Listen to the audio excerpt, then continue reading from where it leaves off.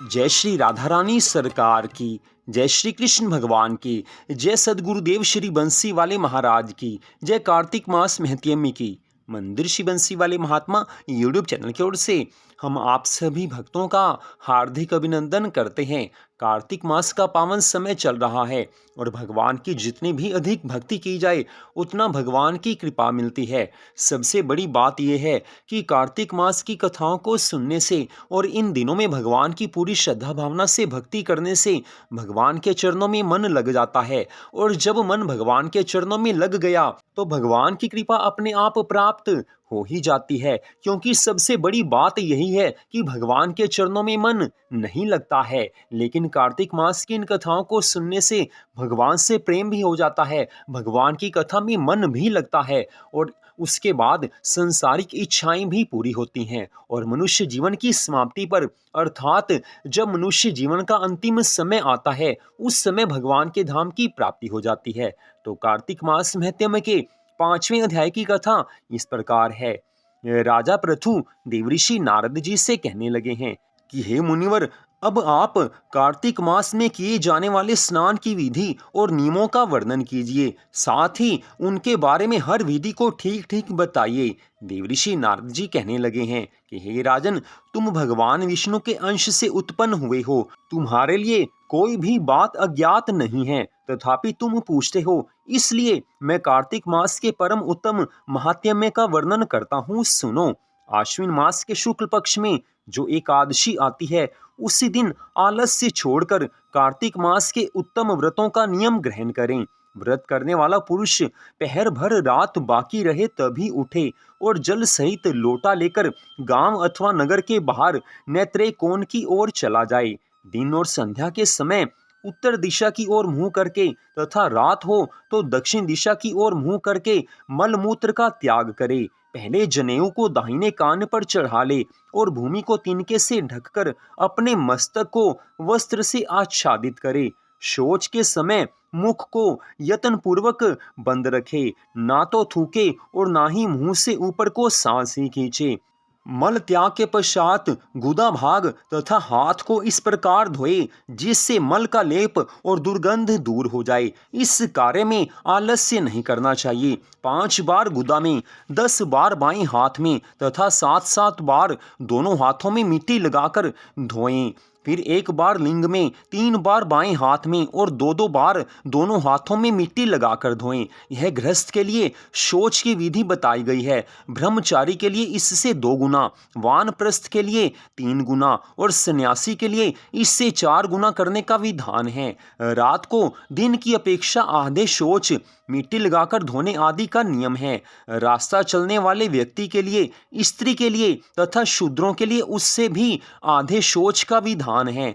शौच कर्म से हीन पुरुष की समस्त क्रियाएं निष्फल हो जाती हैं। जो अपने मुंह को अच्छी तरह साफ नहीं रखता, उसके उच्चारण किए हुए मंत्र और भगवान के नामों का जाप फलदायक नहीं होते। इसलिए प्रयत्न पूर्वक दांत और जीभ की शुद्धि अवश्य करनी चाहिए। गृहस्थ पुरुष किसी दूध वाले वृक्ष की 12 अंगुल की लकड़ी लेकर दातुन करें, किंतु यदि घर में पिता की श्याह तिथि या व्रत हो तो दातुन नहीं करे। दातुन करने के पहले वनस्पति देवता से इस प्रकार प्रार्थना करें कि हे वनस्पति देवता, आप मुझे आयु, बल, यश, तेज, संतति, पशु, धन, ब्रह्म ज्ञान और स्मरण शक्ति प्रदान करें।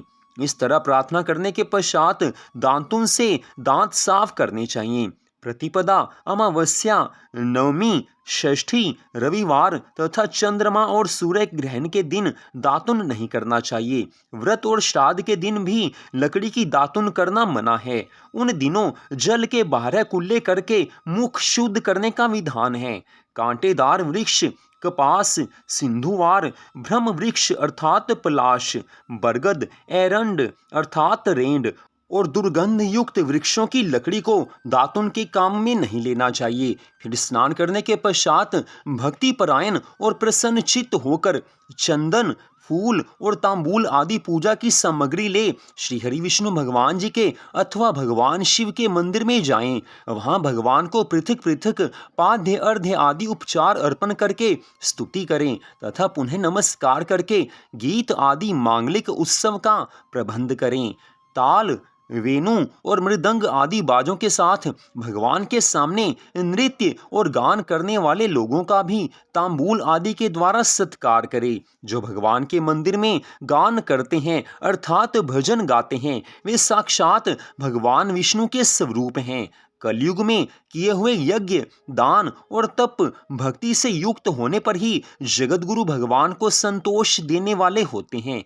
हे राजन, एक बार मैंने भगवान से पूछा कि हे देवेश्वर, आप कहाँ निवास करते हो? तो वे मेरी भक्ति से संतुष्ट होकर कहने लगे हैं कि हे नारद, ना तो मैं वैकुंठ धाम में निवास करता हूँ और ना ही योगियों के हृदय में निवास करता हूँ। मेरे भक्त जहाँ जहाँ मेरा गुणगान करते हैं, मैं तो वहीं पर निवास करता हूँ। यदि मनुष्य धूप, दीप, पुष्प आदि के द्वारा मेरे भक्तों का पूजन करते हैं तो उससे मुझे जितनी अधिक प्रसन्नता होती है उतनी स्वयं मेरी पूजा करने से भी नहीं होती है। जो मूर्ख मानव मेरी पुराण कथा और मेरे भक्तों का भजन सुनकर निंदा करते हैं, वे मेरे द्वेष के पात्र होते हैं। इससे आगे की कथा का वर्णन करते हुए देवऋषि नारद जी राजा पृथु से कहने लगे हैं कि हे राजन, शीरीष अर्थात सिरस, उन्मत्त अर्थात धतूरा, गिरिजा अर्थात मातुलुंगी, मल्लिका अर्थात मालती, सेमल, मदार और कनेर के फूलों से तथा अक्षतों के द्वारा श्री विष्णु भगवान जी की पूजा नहीं करनी चाहिए। जवा, कुंद, सिरस, जूही, मालती और केवड़े के फूलों से भगवान शिव की पूजा नहीं करनी चाहिए। लक्ष्मी प्राप्ति की इच्छा रखने वाला पुरुष तुलसी दल से श्री गणपति जी महाराज का, दूर्वा दल से महादुर्गा माता का तथा अगस्त्य के फूलों से सूर्यदेव भगवान का पूजन नहीं करे। इनके अतिरिक्त जो उत्तम पुष्प हैं वे सदा सब देवताओं की पूजा के लिए प्रशस्त माने गए हैं, अर्थात बाकी सभी पुष्पों से सभी देवी देवताओं की पूजा आराधना की जा सकती है। पूजा में पूरी श्रद्धा भावना होनी चाहिए। प्रतिदिन पूरी श्रद्धा भावना से पूजा विधि पूर्ण करके देव देव भगवान से क्षमा प्रार्थना करें कि हे देवेश्वर, हे प्रभु, मेरे द्वारा किए गए आपके पूजन में जो मंत्र, विधि अथवा भक्ति की न्यूनता हुई हो, अर्थात जो कुछ कमी रह गई हो, वह सब आपकी कृपा से पूर्ण हो जाए। इस तरह से प्रार्थना करनी चाहिए। तदनंतर भगवान की प्रदक्षिणा करके दंडवत प्रणाम करे तथा पुनः भगवान से त्रुटियों के लिए क्षमा याचना करते हुए गायन आदि समाप्त करे। जो मनुष्य कार्तिक मास की रात्रि में भगवान श्री हरि विष्णु जी अथवा भगवान शिव की भली भांति पूजा करते हैं, वे मनुष्य पापहीन होकर अपने पूर्वजों के साथ श्री विष्णु धाम में चले जाते हैं। इतनी कथा सुनाकर देवऋषि नारद जी राजा पृथु से कहने लगे हैं कि हे राजन, कार्तिक मास के समान कोई मास नहीं है, क्योंकि कार्तिक मास में भगवान का थोड़ा सा भी भजन करने से, भगवान की थोड़ी सी भी भक्ति करने से मनुष्य सैकड़ों जन्मों में किए हुए अपने पाप कर्मों से छुटकारा पा लेते हैं।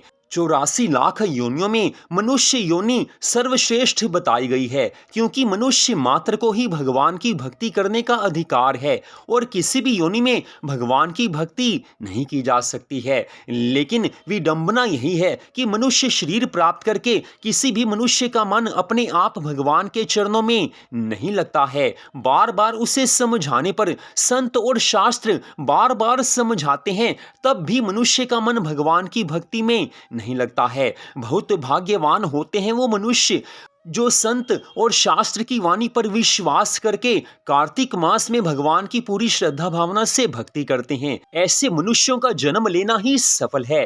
कार्तिक मास में जो मनुष्य भगवान की भक्ति करते हैं, भगवान उनसे अत्यधिक प्रसन्न हो जाते हैं, उन्हें सभी तरह के सुख प्रदान करते हैं, उनकी सभी मनोकामनाओं को भगवान पूर्ण करते हैं और उनके सभी दुखों को भगवान दूर कर देते हैं। भगवान तो अपने श्री मुख से स्वयं कहते हैं कि जहाँ मेरे भक्त प्रेम से मेरा भजन करते हैं, जहाँ मेरे भक्त प्रेम से मेरी कथा कहते हैं या सुनते हैं अथवा पढ़ते हैं, वहाँ मैं प्रत्यक्ष रूप से प्रकट हूँ। अपने उन भक्तों पर सदा मैं कृपा करता हूँ। उन्हें मैं वो ज्ञान देता हूँ कि जिससे उनका मेरे चरणों में मन लग जाता है। इसके पश्चात वो मुझसे प्रेम करने लग जाते हैं और जब उनका मेरे से प्रेम हो जाता है फिर उन्हें ये संसार दुखदाई प्रतीत नहीं होता। पहले संसार के जो विषय भोग उन्हें अपनी ओर आकर्षित करते थे, लेकिन मेरी भक्ति करने के बाद, मेरे से प्रेम होने के पश्चात वही भोग विलास उन्हें अपनी ओर आकर्षित नहीं कर सकते हैं, क्योंकि उन्हें मेरा प्रेम प्राप्त हो चुका है। मेरे भक्तों से बढ़कर और कोई मेरे लिए नहीं हो सकता है। इतनी कथा सुनाकर देवऋषि नारद जी राजा पृथु से कहने लगे हैं कि हे राजन, कार्तिक मास का शुभ समय जब भी प्राप्त हो जाए उस समय मन में केवल एक ही भाव होना चाहिए कि मुझे इस कार्तिक मास में भगवान को प्रसन्न करना है। भक्ति करके मुझे अपने इष्ट देव को, अपने प्रभु को प्रसन्न करना है, ताकि अपने मनुष्य जीवन को मैं सफल बना सकूं। कार्तिक मास में भगवान की भक्ति करने मात्र से मनुष्य भगवान को प्रसन्न कर सकता है। तो यहीं पर कार्तिक मास महत्म के 5वें अध्याय की कथा का विश्राम होता है। कार्तिक मास महत्म के पहले अध्याय की कथा में ही हमने आपको बताया था कि हमारे हिंदू धर्म ग्रंथों में जगह जगह पर वर्णन आता है कि कार्तिक मास में भगवान की भक्ति करने से, इन कथाओं को सुनने से सभी दुख दूर हो जाते हैं, मनोकामनाएं पूरी होती हैं और मनुष्य का मन भगवान के चरणों में लग जाता है। आप सभी जब भी भगवान की कथाएं सुनते हैं, जब भी अपने घर में भगवान की भक्ति करते हैं और कार्तिक मास में जब भी आप मंदिर में जाते हैं, तो आपके मन को अवश्य ही पहले की अपेक्षा अधिक शांति की प्राप्ति हुई होगी, क्योंकि ये तो प्रभु का विधान है कि कार्तिक मास में भक्ति करने से भगवान की अधिक कृपा मिलती है। तो आज की इस कथा को आपने सुना, आप सबका हार्दिक धन्यवाद। जय श्री राधा रानी सरकार की, जय श्री कृष्ण भगवान की, जय श्री लक्ष्मी नारायण जी भगवान की, जय तुलसी माता की, जय सदगुरुदेव श्री बंसी वाले महाराज की, जय कार्तिक मास महत्म की। जय जय श्री राधे, जय जय श्री राधे, जय जय श्री राधे श्याम।